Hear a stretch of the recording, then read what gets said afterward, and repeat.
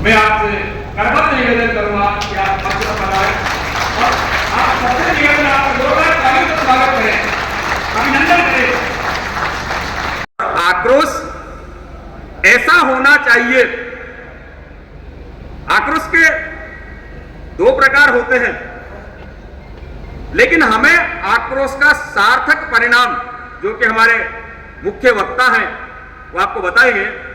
शायद social media से आप लोग जुड़े हुए हैं, मैं भी आपके दर्शन आपके तो पहले कहते, लेकिन आपके दर्शन केवल मात्र सोशल मीडिया के माध्यम से हुए थे, और जो भी घटनाक्रम वहां पर हुआ है ये आपके सामने बयान करेंगे। तो मैंने आपसे निवेदन किया है कि हमारे स्वाभिमान को जब ठेस पहुंचती है तो आप इतिहास उठाकर देख लीजिए। क्षत्रिय समाज ने सब कुछ दांव पर लगा दिया अपने स्वाभिमान को बचाने के लिए।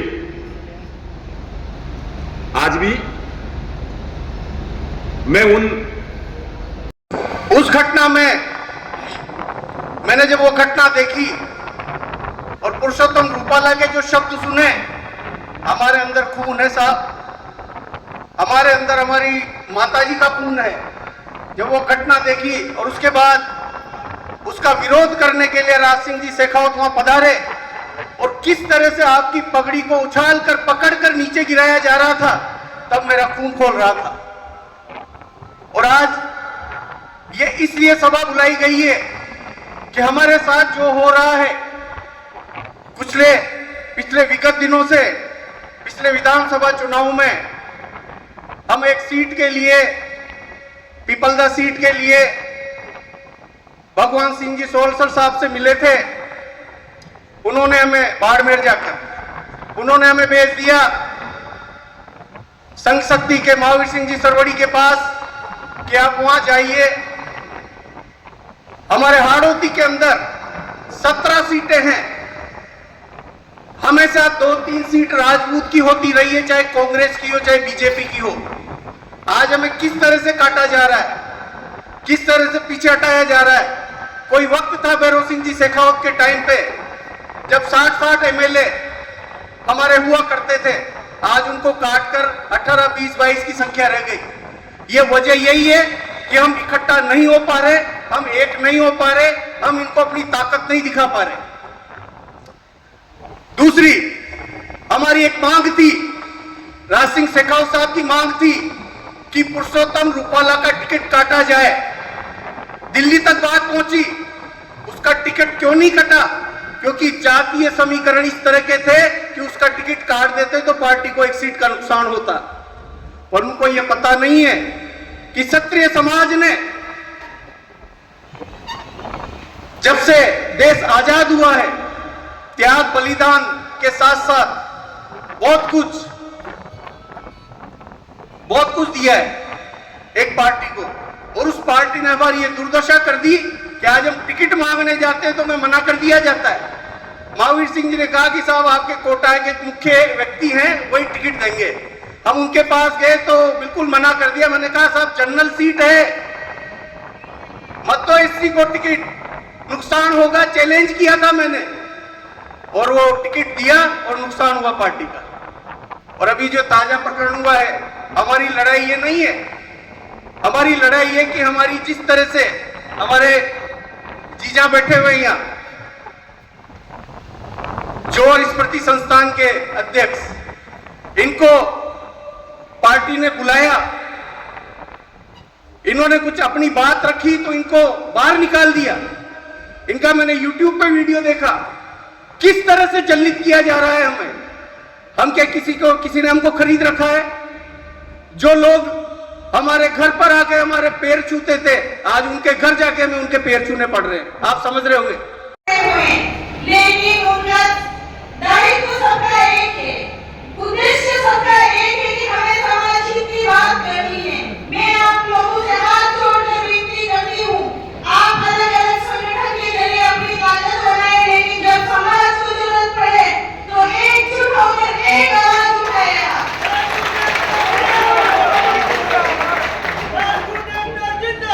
जिंदाबाद जिंदाबाद जिंदाबाद जिंदाबाद जिंदाबाद।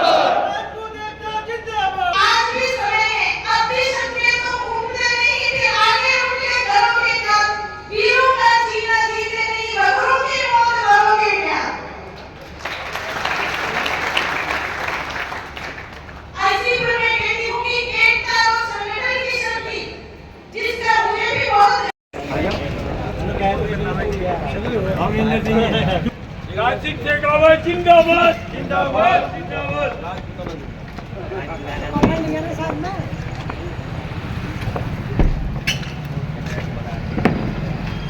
अरे हुकुम आप बड़े हो मेरे से, अरे आप बड़े हो मेरे से, उम्र में ज्यादा हो, ठीक है।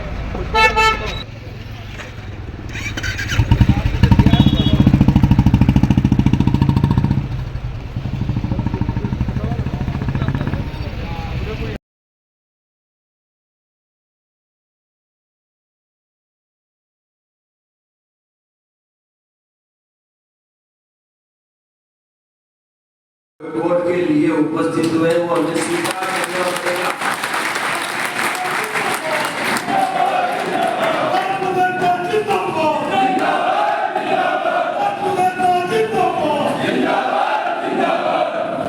मैं सीधी सीधी बात करूंगा, कोई डिप्लोमेटिक बात मुझे न तो करनी है न मुझे करना आता है, क्योंकि यदि हम संगठित हुए हैं तो हमें स्वाभिमान का है और हम सब यही चाहते हैं कि भारतीय जनता पार्टी को चमत्कार दिखाएं। सही बात है, इसलिए कहते हुए ना भाई आप अंतर आत्मा की आवाज सुन के यहाँ आए हैं। मुझे किसी को कोई कसम वसम नहीं दिलवानी, मुझे किसी को कोई कसम नहीं दिलवानी। मैं आपसे नहीं कहूंगा, यदि आपकी घोर उपेक्षा, आपके स्वाभिमान का अपमान हुआ है और आपके अंदर आत्मा इसको स्वीकारती है, तो साहब भाजपा का बहिष्कार सिर्फ राजस्थान नहीं पूरे भारतवर्ष से हमें करना पड़ेगा। इंसान से हम क्यों डरें, ठीक है, धमकियाँ मिली है तो हम तैयार हैं। भाई जिसको लड़ना है सामने से आके वार कर लेना, ठीक है। जो जीता वही सिकंदर। सरफरोशी की तमन्ना अब हमारे दिल में है, देखना है जोर कितना बाजू कातिल में है। तैयार हूँ, मैं तो फौजी आदमी हूँ साहब। हाँ, कई आतंकी ठोक दिए मैंने, वो तो कुछ भी नहीं है, ये तो गैंगस्टर्स हैं, ये तो आतंकी हैं, अपराधी हैं। मैं तो आतंकवादी ठोके, जिनके पास AK-47 अत्याधुनिक हथियार थे, हमने उनको ठोक दिए। इनकी तो कोई औकात ही नहीं, आप समझो। सिंपल लॉजिक है, धोखे से मारेंगे, परमात्मा की मर्जी। सामने आ गए तो साहब माँ करनी की कसम है साहब, वापस नहीं जान दूंगा। इसलिए ये भी जानते हैं कि फौजी ये पागल है, और दूसरा देशभक्त इंसान, ईमानदार। भाई आपने या तुम लोगों ने हमारे समाज की धरोहर को घर में घुस के मार डाला, ठीक है। तो अब हम उसका बदला तो 1,00,000% लेंगे।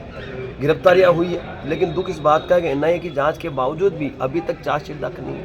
NIA जो देश की सर्वश्रेष्ठ एजेंसी है, उसकी जांच होने के बावजूद भी अभी भी जो दोषी हैं वो गिरफ्त में नहीं है। दुख इस बात का है हमें।